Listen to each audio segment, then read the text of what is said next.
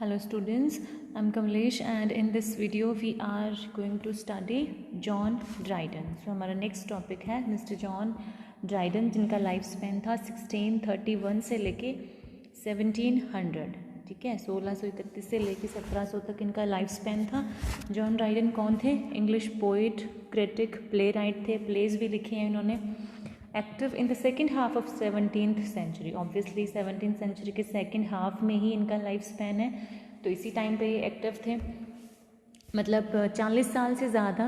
He dabbled in a wide range of genres to great success and acclaim. मतलब अलग अलग genres में हर एक जॉनरा को उन्होंने ट्राई किया. हर एक जॉनरा, चाहे वो पोइट्री है, प्रोज है, प्ले है, फिक्शन है, हर जॉनरा में इन्होंने लिखा और हर एक में सक्सेस और एक्लेम मतलब प्रेज इन्होंने हासिल करी. वो सबसे ज़्यादा जाने जाते हैं अपने सिटायर्स के लिए. इन्होंने सिटायर्स बहुत लिखे हैं, व्यंग्य बहुत लिखे हैं, इसके लिए वो बहुत ज़्यादा फेमस हैं. और सबसे इम्पॉर्टेंट बात क्या है कि ये इंग्लैंड के पहले पोएट लॉरिएट थे. इनको पोएट लॉरिएट बनाया गया था 1668 में, और 1668 से लेके 1689 तक ये पोएट लॉरिएट रहे थे. ठीक है, इसके अलावा उन्होंने और क्या लिखा है? इन्होंने एलेजीज़ लिखी हैं, प्रोलोग्स लिखे हैं, एपिलोग्स लिखे हैं, ओड लिखे हैं, ये भी एक तरह की पोइम होती है, पैनेग्रिक्स लिखे हैं. ये मतलब सारे पोइट्री की अलग अलग वैरायटी होती हैं, ये सारे इन्होंने लिखे हैं. इनकी सबसे फेमस पोएम कौन सी है? Absalom and Achitophel. ये इनका सबसे फेमस सटायर है. The most famous book written by John Dryden कौन सी है? Absalom and Achitophel. So Dryden Restoration England में मतलब इतने फेमस थे कि रेस्टोरेशन एज को एज ऑफ ड्राइडन भी बोला जाता है. रेस्टोरेशन रेफॉर्मेशन हम ऑलरेडी डिस्कस कर चुके हैं. तो उस टाइम के सबसे इम्पॉर्टेंट ऑथर कौन थे? जॉन ड्राइडन थे. ठीक है, इनका जन्म कहाँ हुआ था? विकारेज में, नॉर्थहैम्पटनशायर में 1631 में हुआ था. और इनके फादर कौन थे? एक पार्लियामेंट्री सपोर्टर थे, मतलब पार्लियामेंट को सपोर्ट करते थे, यानी कि किंग की सपोर्ट में नहीं थे. But exhibited royalist sympathies early. But बहुत ही जल्दी ये रॉयल्स के साथ इनकी सिंपथी हो गई थी. रॉयल्स मतलब पहले ये किंग को सपोर्ट नहीं करते थे, ये पार्लियामेंट के सपोर्ट में थे, फिर बाद में ये किंग के सपोर्ट में आ गए थे. जो इनकी पोएम है upon the death of Lord Hastings, इसमें किस तरह का एजेंडा दिखा है? Royalist agenda. मतलब ये पोएम है, इसमें इन्होंने राजा को सपोर्ट किया है. ठीक है, क्योंकि हमने देखा ना टॉरी और विग दो तरह की पार्टीज थी. तो जब से ये पार्टीज फॉर्म हुई थी उसके बाद से जितने भी ऑथर हुए वो किसी न किसी, दोनों में से किसी एक पार्टी को सपोर्ट करते थे, और उनके सपोर्ट में ये दूसरे के अगेंस्ट बहुत कुछ लिखा जाता था हर एक ऑथर के द्वारा. ठीक है, 3 years after graduating from Trinity college से इनका ग्रेजुएशन कंप्लीट हुआ. फिर ये लंदन में चले गए, वहाँ पे इन्होंने हीरोइक स्टेंजास लिखे 1659 में. अब बाद में इन्होंने पोएम लिखी एनस मिराबिलिस. इस पोएम के लिखने के बाद ये इतनी ज़्यादा फेमस हुई, इतनी पॉपुलर हुई कि फिर इनको पोइट लॉरिएट बना दिया गया 1668 में. अब ड्राइडन ने 1670s में बहुत सारे प्लेज लिखे, और मतलब रेस्टोरेशन कॉमेडी में ये सबसे आगे थे, मतलब सबसे फ्रंट पे थे, नंबर 1 राइटर थे रेस्टोरेशन कॉमेडी के. इनके सबसे बेस्ट नॉन प्लेस कौन से हैं? मैरिज अ ला मोड, ठीक है, जो कि इन्होंने 1673 में पब्लिश करवाया. ऑल फॉर लव, ठीक है, इन 1678. अब ये प्ले इतने सक्सेसफुल नहीं थे जितनी इनकी पोइट्री सक्सेसफुल थी. ठीक है, इसलिए इन्होंने अल्टीमेटली क्या किया? सिटायर्स लिखना शुरू कर दिया. ठीक है, इनके प्ले जो है वो इनकी पोइट्री की बजाय कम फेमस थे, इसलिए उन्होंने सिटायर लिखना शुरू किया. जितने भी स्टायर्स इन्होंने लिखे ना, उसमें Dryden often took aim at the Whigs. Whigs को इन्होंने अपना एम बनाया, विग्स को टारगेट. विग्स कौन थे? जो कि पार्लियामेंट को या किंग के खिलाफ थे और पार्लियामेंट को सपोर्ट करते थे. तो ऐसे लोगों पे इसका ज़्यादा फोकस था, मतलब उन पे इसने ज़्यादा तंज कसे या व्यंग्य कसे. किस पे? जो कि किंग को सपोर्ट नहीं करते थे. तो ये लोग इसका टारगेट होते थे सटायर का. Which earned him attention from Charles the second. क्योंकि अब इसने चार्ल्स द सेकेंड के सपोर्ट में लिखा, उसके ओपोनेंट्स के खिलाफ लिखा, उसके ओपोनेंट्स पे सटायर इसने क्रिएट किए.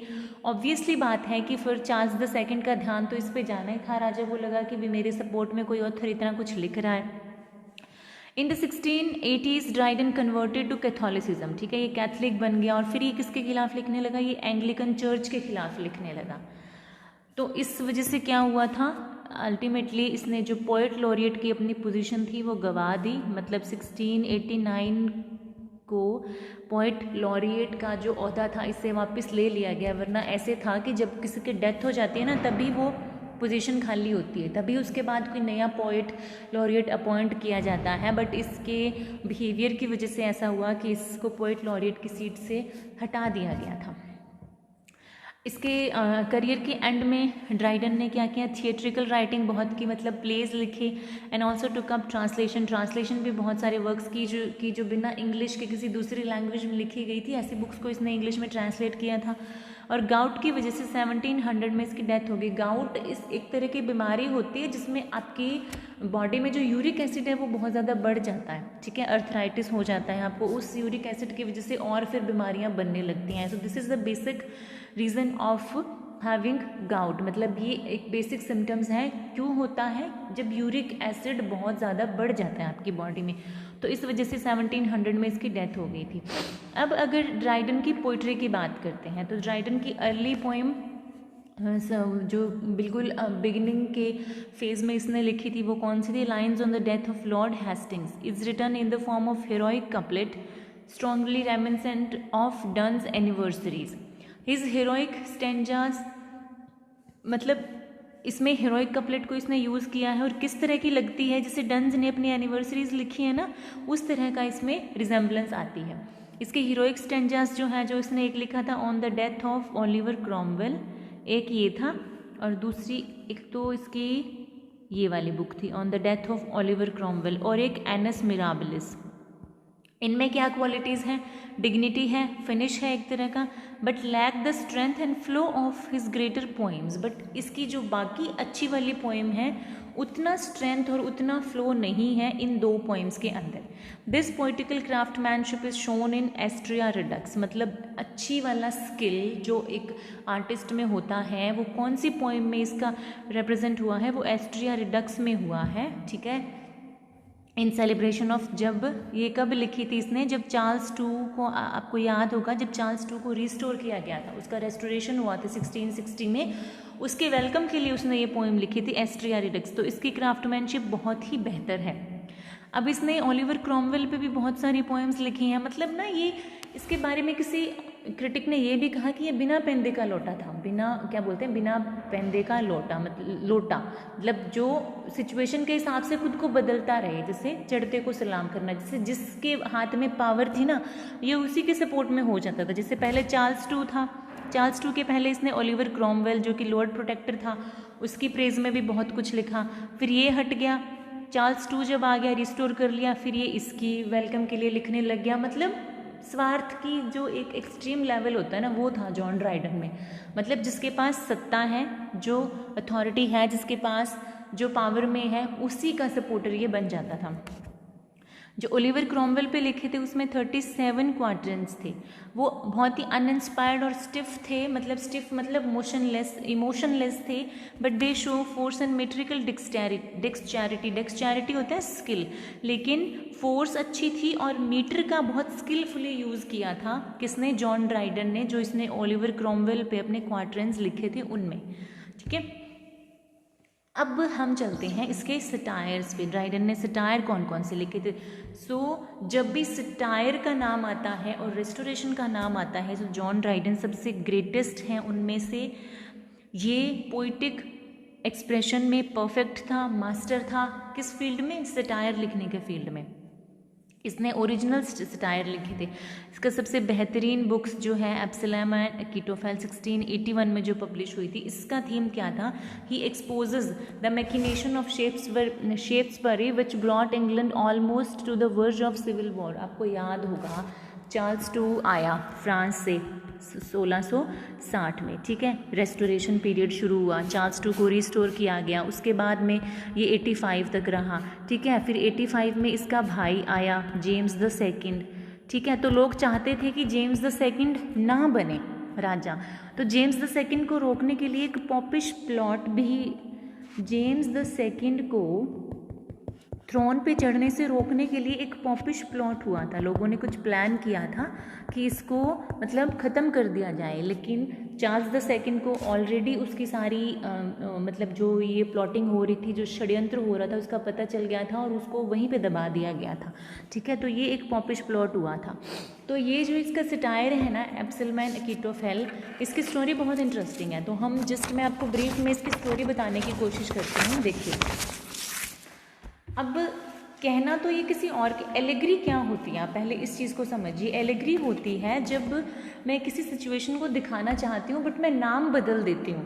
देखिए, फॉर एग्जांपल सपोज मैं कोई प्ले लिखती हूँ, उसमें एक मेरा कैरेक्टर है मोदी जी और दूसरी तरफ है राहुल गांधी। अगर मैं इनकी लड़ाई दिखाना चाह रही हूँ, ठीक है, अब क्योंकि अगर मैं साफ साफ इनका नाम लेती हूँ तो बहुत ज़्यादा मुझे क्रिटिसिज्म का सामना करना पड़ेगा, या हो सकता है मेरे खिलाफ कोई एक्शन भी ले लिया जाए। ठीक है, लेकिन मैं कहना बहुत कुछ चाहती हूँ इन दोनों के बारे में, तो मैं क्या करती हूँ, मैं कैरेक्टर्स के नाम चेंज कर देती हूँ। जैसे सपोज इसको बना दिया रमेश और इसको मैंने बना दिया सुरेश, और फिर एक कहानी बना लेती हूँ कि ये किसी पार्टी का सीनियर था, ये किसी पार्टी का सीनियर था, फिर एक जना पीएम बन गया, फिर इसने ये किया, इसने वो किया, तो ये एलेग्री हो जाएगी। ठीक है, हालांकि मेरा मकसद क्या है, मिस्टर मोदी और मिस्टर राहुल गांधी के बारे में लिखना, उनकी स्टोरी दिखाना लोगों को, बट मैं नाम चेंज कर देती हूँ, कैरेक्टर चेंज कर देती हूँ। ठीक है, ताकि मेरे ऊपर किसी तरह का कोई ब्लेम आने से मैं बच जाऊँ। ठीक है, तो इसी को बोलते हैं एलेग्री। अब देखिए, जो ड्राइडन था, ये ना वही पॉपिश प्लॉट और उस टाइम पे जो सारा सिनेरियो चल रहा था ना, उसको ये स्टोरी की फॉर्म में लाना चाहता था। क्या था उसमें, चार्ल्स द सेकंड था एक, ठीक है, एक उसमें कैरेक्टर था शेफ्सबरी, और एक उसमें कैरेक्टर था मनमथ। मतलब जो ये प्लॉटिंग चल रही थी चार्ल्स द टू को हटाने के लिए, इसके खिलाफ पॉपिश प्लॉट हुआ था, इसको सत्ता से गिराए जाने की कोशिश चल रही थी, तो स्टोरी तो ये वाली दिखाना चाहता था। लेकिन फिर इसने क्या किया, कैरेक्टर का नेम चेंज कर दिया। कैरेक्टर कहाँ से उठा लिए, बाइबल से उठा लिए। कैसे थे वो, अब देखिए, एक कैरेक्टर इसने लिया किंग डेविड। किंग डेविड का कोई बेटा है जिसका नाम है एब्सलम। ये इसका इलीगल बेटा है, मतलब नाजायज़ औलाद है इसकी। ठीक है, और इसका फेवरेट भी है, किसका, किंग डेविड का। कौन, एब्सलम। एक इसका फ्रेंड दिखाया गया है किंग डेविड का, मतलब जो लॉयल फ्रेंड नहीं है, डिसलॉयल फ्रेंड है, उसका क्या नाम है, अकीटोफेल। ठीक है, अब ये कैरेक्टर, ये नाम दे दिए उसने। अब अगर आप ध्यान से देखो तो इसमें होता क्या है कि जो अकीटोफेल है ना, ये एब्सलम को भड़काता है कि तुम अपने फादर के खिलाफ रिबेल कर दो। अकीटोफेल एब्सलम को कहता है कि तुम किंग डेविड के खिलाफ रिबेल कर दो, वरना तुम्हें ये सत्ता नहीं सौंपेगा, ये तुम्हें राजा नहीं बनाएगा। ठीक है, एब्सलम पहले तो कहता है कि नहीं नहीं, मेरे फादर का मेरे से बहुत प्यार है, ऐसा हो नहीं सकता, मैं तुम्हारी बातों में नहीं आऊँगा। बट फिर क्या होता है, थोड़े दिन बाद इसको भी लगने लगता है कि हाँ, अकीटोफेल सही कह रहा है। फिर अपनी ये आर्मी बनाता है, अपने बाप को हराने की कोशिश करता है, और किंग डेविड को इनके सारे प्लॉटिंग का पता चल जाता है। ठीक है, पता चल जाता है, और ये उस प्लॉट को, उस सारे जो उनके प्लान को है डिस्ट्रॉय कर देता है। पूरा इनका प्लान दी एंड हो जाता है, किंग डेविड को सारी बातें ऑलरेडी पता चल जाती हैं। ठीक है, तो ऐसा कोई प्लॉट इनका सक्सेसफुल नहीं हो पाता। अब देखिए, नाम ये वाले ले लिए और स्टोरी तो यही है ना, सेम है चार्ल्स टू की। अब कैसे नाम लिए, देखो, जो डेविड है वो किसको रिप्रेजेंट कर रहा है, वो चार्ल्स द सेकंड को रिप्रेजेंट कर रहा है। ठीक है, क्योंकि लोगों ने इसके खिलाफ प्लॉटिंग करी थी, पॉपिश प्लॉट बनाया था। और दूसरा जो आपका कैरेक्टर है अकीटोफेल, जो इसका फ्रेंड बना हुआ है, वो किसको रिप्रेजेंट कर रहा है, वो शेफ्सबरी को रिप्रेजेंट कर रहा है। क्योंकि शेफ्सबरी ने और मनमथ, इन दोनों ने, इन सब ने, मतलब कुछ एक कैरेक्टर्स हैं सिर्फ उसमें, इन लोगों ने मिलके ही इसके खिलाफ प्लॉट बनाया था कि ये राजा ना बने और बाद में इसका भाई भी ना बने राजा। ठीक है, और एब्सलम किसको रिप्रेजेंट कर रहा है, एब्सलम कर रहा है मनमथ को। तो ये पूरी स्टोरी है। स्टोरी दिखाना ये वाली चाहता था, बट नाम कौन से यूज़ किए, नाम इसने ये वाले यूज़ किए। ठीक है, तो ये इस तरह से एक सैटिरिकल एलेगरी है, जो कि सबसे one of the most famous books थी किसकी, ड्राइडन की। ठीक है, तो ये उसकी कंप्लीट स्टोरी है। ये एक पॉलिटिकल एलेगरी है and has epic dimension. The excellence of the work lies mainly in the numerous portraits which show Dryden's keen insight, मतलब बहुत कीन, बहुत गहरी, बहुत चालाकी वाली इनसाइट इसकी दिखाई गई है। ठीक है, तो ये हो गया इसका पूरा डिस्क्रिप्शन आप इसको पढ़ लीजिएगा, बहुत ईजी है स्टोरी, मैंने आपको ईजी से ईजी लैंग्वेज में इसकी एक्सप्लेन कर दी है। फिर इसकी नेक्स्ट बुक आती है जी मेडल, द मेडल, ये भी इसका एक सटायर है। The medal is a bitter attack on the middle class wigs of the town. Wigs मतलब जो कि पार्लियामेंट्रियन को सपोर्ट करते थे, जो राजा के खिलाफ थे, तो उसके खिलाफ इसने अटैक किया है, उन पे सटायर कसा है इसने। फिर इसकी एक बुक आती है मैक फ्लेक्नो। मैक फ्लेक्नो क्या है, एक स्टिंगिंग मतलब चुभने वाला, डिस्ट्रक्टिव पर्सनल लैम्पून, पर्सनल अटैक किया किसी पे, पर्सनली किसी का मजाक बनाया।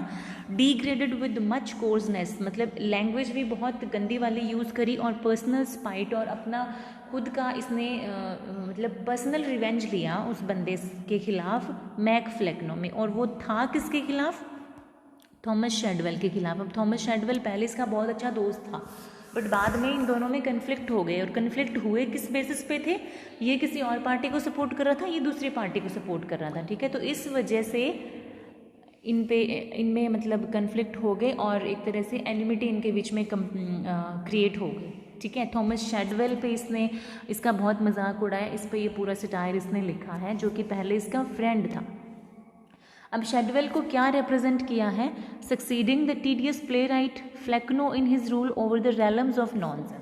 पता है अब इसमें इसने एक स्टोरी क्रिएट की, कैसे क्रिएट की कि एक पागलों की दुनिया है, पागलों की दुनिया का कोई राजा है फ्लेक्नो। अब फ्लेक्नो को अपना हियर चुनना है, मतलब अपना उत्तराधिकारी चुनना है, तो वो किसको चुनेगा, वो थॉमस शेडवेल को चुनेगा, क्योंकि यही दुनिया का सबसे पागल आदमी है, दुनिया का सबसे बेवकूफ़, सबसे नॉनसेंस आदमी है, ठीक है। तो इस तरह की स्टोरी क्रिएट करके उसने इस पर सटायर कसा है, ठीक है।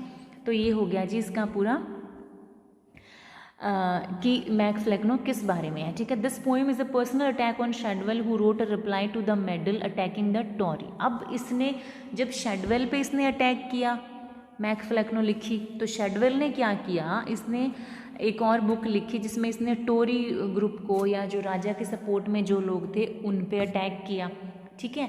फिर अगेन ड्राइडन ने क्या किया, एब्सलम एंड अकीटोफेल का सेकंड पार्ट लिखा जो कि 1682 में आया। उसमें उसने क्या किया, he made a violent attack on Shadwell, मतलब उसमें फिर शेडवेल के बारे में और ज़्यादा बुरी चीज़ें इसने लिखी। इस तरह से ये रिवेंज टेकिंग का सिनेरियो इनके बीच में चलता रहा। So ये जो satirical poems हैं are on a higher plane, though it must be contested that Dryden's satire often strikes us as cutting and revengeful rather than witty। मतलब ये चीज़ तो हमें दिख रही है कि इसने अपने सटायर के ज़रिए क्या किया था, रिवेंज लिया था जिन लोगों को ये पसंद नहीं करता था। उसमें विट का कहीं कोई सीन नज़र नहीं आता, इंटेलेक्चुअलिज्म या अच्छी लैंग्वेज या ऐसी चीज़ें बिल्कुल नहीं है। इसका पर्सनल रिवेंज लेने के लिए इसने ऐसी बुक लिखी, जैसे कि एब्सलम एंड अकीटोफेल में he shows himself to be the master of picturesque characterization and delicate rhythm. Achitophel में इसके कौन सी क्वालिटीज़ दिख रही हैं, इसका कैरेक्टराइजेशन बहुत अच्छा है और रिदम बहुत अच्छे लेवल की इसने यूज़ की है। The classical strictness of form is enriched and set off by a romantic imagination. The intelligent and apt use of imagery का अच्छा यूज़ किया है। पोइटिक सजेशन की पावर है इसमें। The free exercise of critical faculty, मतलब criticism, critical analysis इसने किया है। Animating force of expression contribute to the creation of an inspired satirical style, मतलब एक अच्छे सटायर को एक अच्छे लेवल पे इसने पहुंचा दिया है। Dryden shows himself a master in uniting a crushing force of mockery with an unfailing good humour, मतलब इसने मॉकरी, मजाक उड़ाना, इस चीज़ को ह्यूमर के साथ कंबाइन करके, ब्लेंड करके अपने सटायर में प्रेजेंट किया है। तो ये इसकी अच्छी क्वालिटी है, ड्राइडन की मॉकरी प्लस ड्राइडन का humour is equal to satire, ठीक है। सो यही वजह है कि जो इनके सटायर हैं ये वो यूनिवर्सल अपीलिंग हो जाते हैं, मतलब यूनिवर्सली वो सबको अपील करते हैं, सबको टच करते हैं, ठीक है। और इसने जो कपलेट लिखे हैं ना वो इंसाइजिव हैं। इंसाइजिव मतलब बहुत ही क्विक और बहुत ही डायरेक्ट, मतलब to the point, meaning clear वाले हैं और फोर्सफुल हैं, ठीक है। अब बात करते हैं इसकी बाकी पोएम्स की। बाकी पोएम्स में क्या था, the strong intellectual basis of Dryden's best poetry is nowhere more evident than in the poems, मतलब सबसे बेहतरीन पोएम्स कौन सी हैं, एक तो रिलीजियोलेसी है, एक है Hind and the Panther, in which he declares the successive stages of his religious faith. इन दोनों पोएम्स में इसने अपने रिलीजन को दिखाया है कि ये किसको फॉलो करता था, और पता है टाइम के हिसाब से उसने अपने रिलीजन को भी बदला है। जैसे अगर कोई राजा है वो कैथलिक है तो ये उस टाइम कैथलिक बन गया, अगर कोई राजा प्रोटेस्टेंट है तो ये उस टाइम प्रोटेस्टेंट बन गया। मतलब टाइम के हिसाब से इसने खुद को बहुत चेंज किया है। मतलब स्ट्रिक्ट कोई ओपिनियन नहीं था, कोई सब्जेक्टिविटी नहीं थी। जो राजा है, जो सत्ता है, जो अथॉरिटी है, उसके हिसाब से ही खुद को, हाँ जी राजा प्रोटेस्टेंट है तो आज से मैं भी प्रोटेस्टेंट हूँ, राजा कैथलिक है तो मैं भी कैथलिक हूँ। मतलब इस तरह का इंसान था ये। Dryden's lyric gift finds expression in the songs which are scattered throughout his plays. मतलब अपने प्लेज में इसने सॉन्ग्स भी लिखे हैं। कौन कौन से सॉन्ग इसके सबसे फेमस हैं? एक है सेंट सिसिलियाज डे, अलेक्जेंडर फीस्ट। ये जो सॉन्ग है इसके बहुत इंपॉर्टेंट है, यूनिवर्सली नोन है। Though his lyrics at their best are majestic and exquisite. Majestic होता है, मैजिकल पावर है इसमें, बहुत ज़्यादा अपील करते हैं लोगों को। और एक्सक्विजिट होता है एक्सट्रीमली ब्यूटीफुल एंड डेलिकेट। उसका फेम है depends on his skilful use of the couplet. मतलब सबसे ज़्यादा फेमस किस बात के लिए हुआ था ये, कि इसने कपलेट को, खासकर हीरोइक कपलेट को बहुत ही स्किलफुली यूज़ किया था।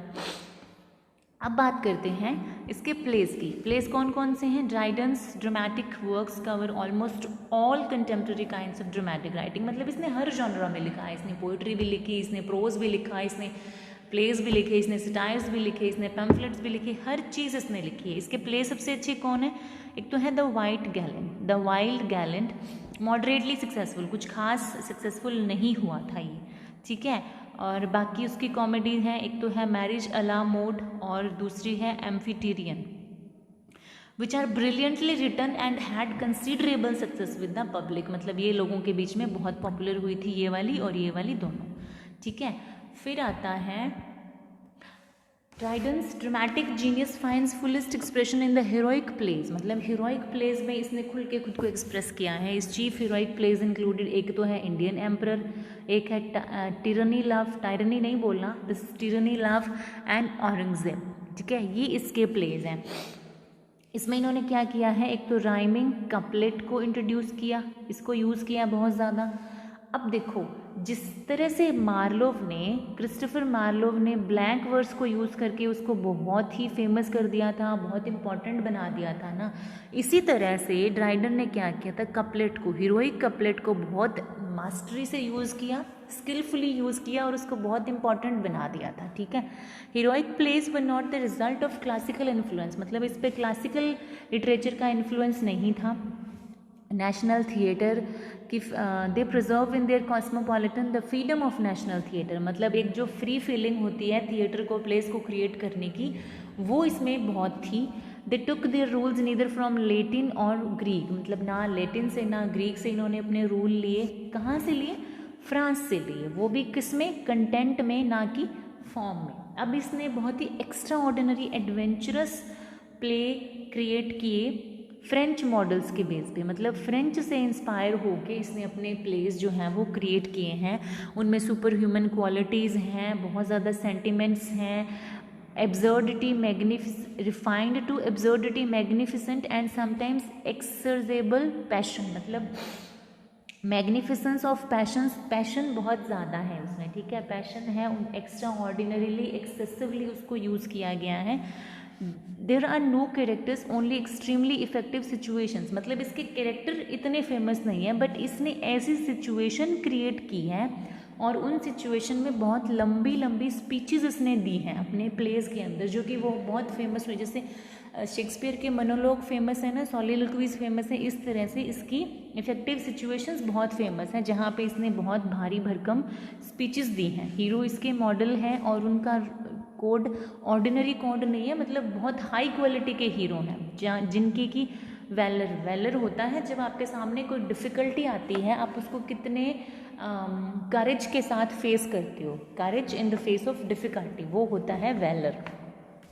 तो इसके हीरोज़ का वेलर मतलब अनइक्वल है, कोई उसको मैच नहीं कर सकता, और इनकम्पेरेबल लवर्स हैं, और ऐसे लवर हैं कि उनके उस स्टाइल को कोई दूसरा मैच नहीं कर सकता, ठीक है।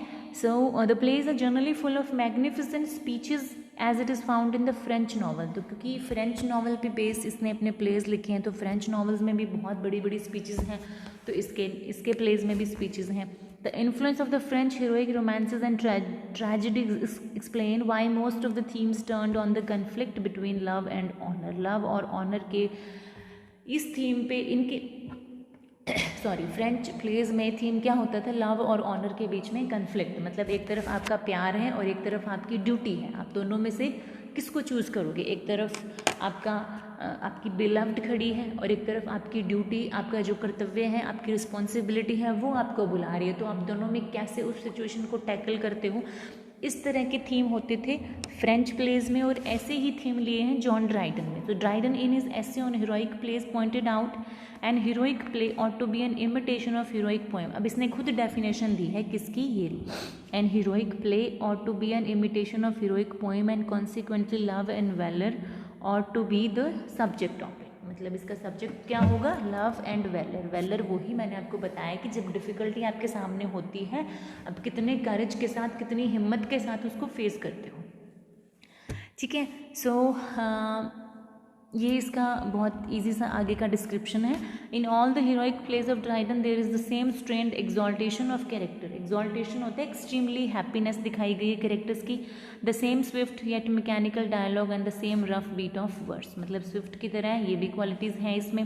But he confesses in the prelude to Aurangzeb. अब औरंगजेब के प्रिल्यूड में इसने क्या लिखा है?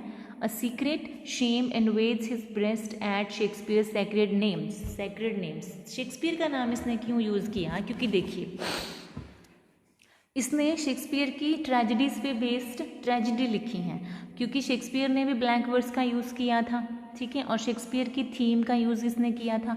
As in All for Love. All for Love किसका प्ले है? ड्राइडन का प्ले है। And his rehandling Troilus and Cressida किसने लिखा था? ट्रॉयलस एंड क्रिसेड शेक्सपियर ने लिखा था, ठीक है, और इसने इसी से इंस्पायर होकर इसी पे बेस्ड कौन सा प्ले लिखा? All for love. इसलिए इसने शेक्सपियर का नाम यहाँ पे लिया। Dryden adopts the theme of Antony and Cleopatra. Antony and Cleopatra किसका है? ये भी शेक्सपियर का प्ले है। इसके थीम को भी इसने अडॉप्ट किया था, but he has an original play. But इसने थीम को कॉपी किया, इसका मतलब ये नहीं कि पूरी इसने नकल करके छोड़ी है। प्ले इसका ओरिजिनल है। Less vast and exquisite than the earlier drama but more realistic and closely knit. हालांकि वास्टनेस इतनी नहीं थी, एक्सक्विजिट होता है एक्सट्रीमली ब्यूटिफुल नहीं था, उससे कम था। Exquisite less than the earlier drama, पहले वाले ड्रामा से, मतलब जो ओरिजिनली शेक्सपियर ने लिखा है उससे कम ब्यूटीफुल था। But more realistic and closely knit, मतलब बहुत ही रियलिस्टिक था, प्रैक्टिकल अप्रोच दिखाई गई थी, और क्लोजली निट जो कि प्लॉट था वो बहुत अच्छे से बुना हुआ था। The finest of his remaining tragedies are, इसकी बाकी कौन सी अच्छी ट्रेजेडीज़ हैं? डॉन सेबेस्टियन एंड क्लियोमीन्स, ये इसकी दो बाकी की ट्रेजेडीज़ हैं। फिर हम बात करते हैं ड्राइडन के प्रोज की, ठीक है। तो ड्राइडन ने प्रोज कैसा लिखा था? English prose throughout the early 17th century possessed much splendour and strength. बहुत अच्छी क्वालिटी थी और बहुत उसमें स्ट्रेंथ थी। It had not evolved in sure and universal mediums of expression. To attribute to Dryden alone the creation of such a medium would be to ignore the just claims of man like Temple और Halifax. इसका क्या मतलब है कि हम सिर्फ Dryden को ये क्रेडिट नहीं दे सकते कि इसने रेस्टोरेशन प्रोज को बहुत हाई लेवल पे पहुंचाया, क्योंकि उसमें दो और ऑथर्स का नाम आता है, एक है हैलिफैक्स और दूसरा है टेम्पल। लेकिन फिर भी ये चीज़ तो एडमिट करनी पड़ेगी कि Dryden did more than any single man towards purging English prose of its conceits and exaggeration and evolving a form of it which should be at once strong, easy, clear and dignified। लेकिन फिर भी हमें ये चीज़ तो माननी ही पड़ेगी कि Dryden की कंसीट की वजह से, एग्जेजरेशन मतलब किसी भी चीज़ को बढ़ा चढ़ा के बताना, इन दोनों क्वालिटीज़ की वजह से जो रेस्टोरेशन प्रोज है वो बहुत स्ट्रॉन्ग बना था, ईजी बना था, क्लियर बना था और डिग्निफाइड बना था। ट्रांसलेशंस भी इसने लिखी, और ट्रांसलेशंस के अलावा ड्राइडन के प्रोज में और क्या था? ऐसे थे, प्रीफेसेस थे। प्रीफेसेस मतलब अपने प्ले के, कोई भी आप प्ले लिखते हो उससे पहले आप प्रीफेस लिखते हो, आप उसमें लिखते हो कि ये किस बारे में है, किसको आप डेडिकेट कर रहे हो, तो वो सारी चीज़ें प्रीफेस में आती। इसने प्रीफेसेस बहुत सारे लिखे। At the Restoration saw the rise, as the Restoration saw the rise of the new prose, so also it saw the real beginnings of modern criticism। अब देखो, प्रोज नई तरह का प्रोज तो शुरू ही हुआ था रेस्टोरेशन में, इसके अलावा मॉडर्न क्रिटिसिज्म भी शुरू हुआ था। मतलब लिटरेरी क्रिटिसिज्म फादर माना जाता है किसको? जॉन ड्राइडन को। किसका father? Father of literary criticism. मतलब क्रिटिसिज्म करने का जो ट्रेंड था, क्रिटिकल एनालिसिस करने का जो ट्रेंड था, वो किसने शुरू किया था? वो रेस्टोरेशन एज में मिस्टर जॉन ड्राइडन ने शुरू किया था। It is now for the first time that people begin to address themselves systematically to the study of principles and laws of literature, and it is in this age that intellectualism predominates over the creative power. मतलब आपने कुछ create कर दिया, ठीक है, लेकिन अब उसके ऊपर लोग कमेंट दे रहे हैं, लोग उसका एनालिसिस कर रहे हैं कि वो कितना अच्छा लिखा गया, कितना ख़राब लिखा गया, तो इसको बोला गया है लिटरेरी क्रिटिसिज्म। और ये ट्रेंड किसने शुरू किया था? ये मिस्टर जॉन ड्राइडन ने शुरू किया था, और इसीलिए इसको फादर ऑफ लिटरेरी क्रिटिसिज्म बोला जाता है, जॉन ड्राइडन को। John Dryden's prose clearly marks the birth of modern English prose, मतलब इसका जो प्रोज है वहीं से इंग्लिश के प्रोज का बिगनिंग माना जाता है। द ओल्डर प्रोज में कौन कौन फेमस थे? हुकर था, मिल्टन था, जेरेमी टेलर था, ठीक है। अब इनका प्रोज कैसा था? बेसिकली लैटिन में था, बट इसका किस में था? इंग्लिश में था, जॉन ड्राइडन का।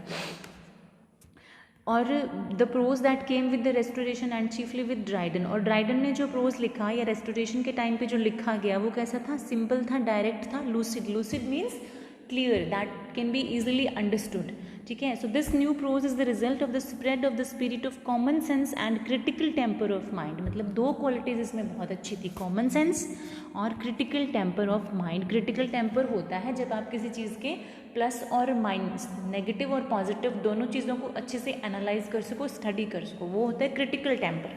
The extending influence of science and growing taste of the public in varied subjects also favoured clearness of thought and plainness of expression, मतलब लोगों का अलग अलग टॉपिक्स में अलग अलग चीज़ों में इंटरेस्ट बढ़ रहा था, इसलिए वो खुद को ज़्यादा क्लैरिटी से, ज़्यादा प्लेन तरीके से एक्सप्रेस कर पा रहे थे। The influence of France in the creation of direct and lucid prose at this time also has to be recognized, क्योंकि फ्रांस का इन्फ्लुएंस तो ऑलरेडी था, क्योंकि चार्ल्स टू फ्रांस से आया था, तो उस टाइम पे भी हमने डिस्कस किया था कि फ्रांस से आने की वजह से उस टाइम के लिटरेचर पे, कल्चर पे, सोसाइटी पे फ्रांस का इन्फ्लुएंस तो था, क्योंकि जॉन ड्राइडन के प्लेस भी किस मॉडल पे हैं? फ्रेंच मॉडल पे हैं, ठीक है। तो वो इन्फ्लुएंस तो था ही। Elements of heroic and epic poetry, relation of art and nature, qualities of the great writers of Greece and Rome and so on. His work is this of capital importance as a commentary on the taste and ideals of rising classical school of literature, मतलब इसने ancient modern सब तरह के writers का critical analysis किया, सब के बारे में अपने व्यूज़ दिए। जिसका सबसे फेमस क्रिटिकल पीस कौन सा है? The essay of dramatic poesy. अब नाम इसका पोइजी है, लेकिन ये प्रोज वर्क है, ये चीज़ आपने ध्यान रखनी है, ठीक है। पोइजी नाम दे दिया, पोइट्री नाम दे दिया, इसका मतलब ये नहीं है कि ये पोएम है, ये एक प्रोज वर्क है, ठीक है। इन which he considers the merit, अब इसमें ना ये तीन चीज़ों को कंपेयर करता है। कौन कौन सी चीज़ों को? एक तो classical drama of Greek and Romans, एक तो ये हो गया, ठीक है, और दूसरा कौन सा है? दूसरा है neo classical drama of French, और तीसरा कौन सा है? तीसरा है the romantic drama of the English. मतलब ये तीनों को कंपेयर करता है, और इसने 5 या 6 ऐसे कैरेक्टर क्रिएट किए हैं इस बुक में कि हर कोई कैरेक्टर ना अपने अपने व्यूज़ दे रहा है। कोई तो ग्रीक के क्लासिकल ड्रामा की फेवर में है, कोई फ्रेंच ड्रामा की फेवर में है, और कोई रोमांटिक इंग्लिश ड्रामा की फेवर में है, ठीक है। तो इस तरह से इसने एक कंपैरिजन क्रिएट किया है, सारे लोग हर एक के बारे में अपने अपने विचार दे रहे हैं, ठीक है। Among Dryden's chief remaining essays are those on heroic plays, बाकी ऐसे कौन से हैं जो हीरोइक प्लेस पे हैं, हीरोइक पोइट्री है, और on the grounds of criticism in tragedies. In it he undertakes to justify the use of rhyme in place of blank verse on the stage. ये किसको फेवर करता है कि आप राइम को यूज़ करिए किसकी बजाय? ब्लैंक वर्स की बजाय स्टेज पे। स्टेज पे मतलब प्ले में, जब आप कोई प्ले क्रिएट कर रहे हो तो उसमें आप ब्लैंक वर्स का यूज़ ना करें, आप उसमें राइम्स का यूज़ करें। इसको इसने सपोर्ट किया है, ठीक है। अब देखिए, Dryden offer rights hastily and is habitually careless in detail. वो डिटेल को ज़्यादा माइन्यूटली ध्यान नहीं देता है, मतलब हेस्टली मतलब जल्दबाजी में लिखता है। He accepted in journal the limitations and prejudices of his age. उसके टाइम पे जो लिमिटेशंस थी, जो कमियां थी, या जो प्रेजुडिस थे, प्रेजुडिस होता है जब आप किसी के बारे में अपनी कोई धारणा बना लेते हैं बिना उसको जाने, ठीक है, बिना उसको जाने बगैर जब आप कोई धारणा बनाते हैं तो उसको बोला जाता है प्रेजुडिस। तो उस टाइम पे जितने भी लिमिटेशंस थे या प्रेजुडिस थे उसको इसने एक्सेप्ट किया था। His criticism, though important historically, has but slight permanent value. इसका क्रिटिसिज्म इंपॉर्टेंट है बट परमानेंट वैल्यू वाला नहीं है. But his prose is marked by new intimacy, charm, dignity, accuracy. मतलब ये सारी क्वालिटीज़ इसकी प्रोज में हैं which have influenced the English prose of subsequent ages. मतलब उसके आने वाले एजेस, आने वाली जनरेशन्स ने उनकी क्वालिटीज़ को क्या है, एक्सेप्ट किया है. His prose style is characterized by clearness. इसमें क्लैरिटी है, एक विगर है, एक एंथुजियाज्म है and a wonderful felicity of phrasing. Felicity क्या होता है? फेलिसिटी होता है इंटेंस हैप्पीनेस, बहुत ज़्यादा जो हैप्पीनेस होती है, of phrasing and of colloquial ease. Colloquial होता है जब जो आप कैजुअल कन्वर्जेशन में जिस लैंग्वेज का यूज़ करते हो ना, बहुत फॉर्मल नहीं होती, जो बहुत ही कैजुअल लैंग्वेज होती है, कैजुअल कन्वर्जेशन जिसे बोलते हैं. And rarely descends to the level of the slipshod और द कॉमन प्लेस, जो कि कॉमन प्लेस तक आसानी से पहुंच जाती है. So this is all about John Dryden, a very great author of Restoration Age. I hope कि आपको ये concept अच्छे से clear हो गया होगा. So keep learning, keep growing and keep loving literature. All the best.